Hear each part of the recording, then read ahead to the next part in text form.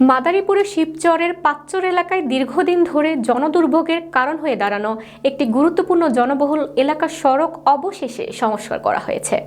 শিবচর প্রতিনিধি মোহাম্মদ সাইফুল ইসলাম আকাশ জানান, মাদারীপুর জেলা বিএনপির যুগ্ম আহ্বায়ক, বাংলাদেশ জাতীয় ফুটবল দলের সাবেক কোচ, মাদারীপুর আসন থেকে আগামী জাতীয় সংসদ নির্বাচনের মনোনয়ন প্রত্যাশী সাজ্জাদ হোসেন সিদ্দিকী লাবলু এর ব্যক্তিগত তহবিল থেকে অর্থায়নে যুবদল ও ছাত্রদলের নেতাকর্মীরা মঙ্গলবার সকালে সংস্কার কাজটি সম্পন্ন করেন।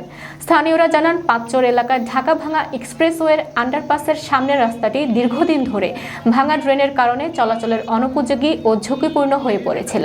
এতে পথচারী ও যানবাহন চালকদের চরম দুর্ভোগ পোহাতে হচ্ছিল এবং প্রায়ই ঘটছিল ছোট বড় দুর্ঘটনা।